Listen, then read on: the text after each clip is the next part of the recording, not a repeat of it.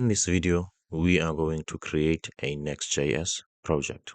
In order for us to do that, we can just quickly go to Next.js documentation, copy this code as it is, Control C on Windows, then go back to Visual Studio Code. If you want a terminal, you can just come here and then drag this up, and then you will see a terminal here, or you can just go here, terminal, new, and then you will see the same thing.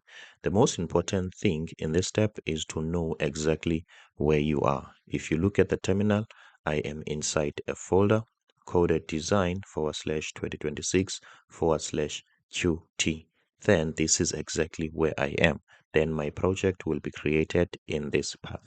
Then I'm going to just right click, and then the command or the terminal will paste this code exactly as it is, and I'm just going to put space, and then I'm going to type quote maker, and then I'm going to hit enter. Suppose the system will ask us some few questions like this. Let's just click enter here. So from now, the system will install, or a Next.js project will be created. As you can see, this will take some time due to many reasons. Maybe my computer is slow or the internet is slow. I'm going to save your time and pause the video and come back when this is done. Okay, as you can see, the project has been created in this folder.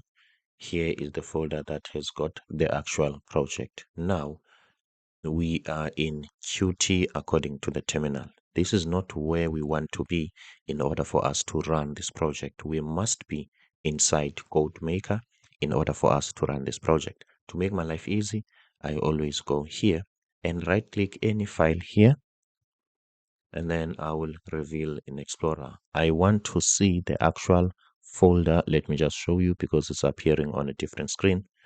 Okay, I want to see the actual folder where this is, and here is the path. So I will copy this path, as you can see, and then I will come to Visual Studio Code, file, open folder, and then I will open this folder.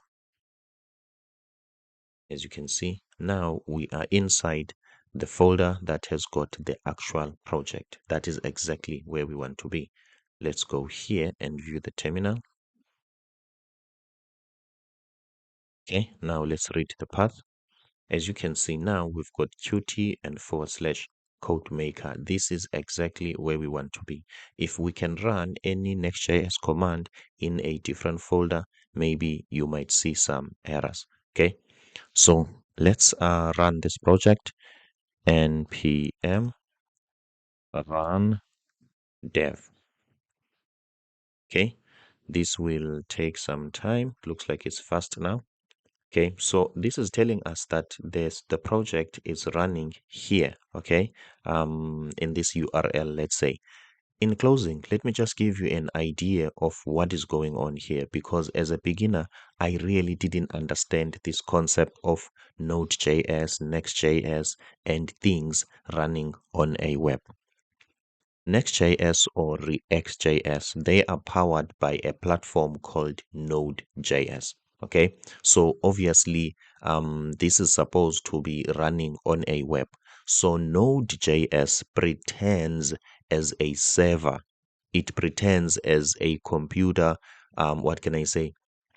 Sitting somewhere, just like when you are hitting Google, you are accessing a resource on Google server. So treat this file as a server. In order to access anything that is on a server via the internet, you have to use the URL. Then this is the URL that has been supplied to you for you to use. So if we are running this server, okay, whenever you see some code, some error code here, maybe you will see something like the server has stopped, the server is not running. Treat this folder as a server. So now we have started the server. So we need to visit this so that we can see what is running on a server. I hope you get that one. So let's just go to the browser and then let's click here. Now let's go back to the server. Let's check what is it doing. As you can see, it's compiling. Okay, it's telling us that this URL has been hit. Somebody is looking for some request, and we are starting and we are preparing. As you can see, it's compiling. That means now it's going to serve us.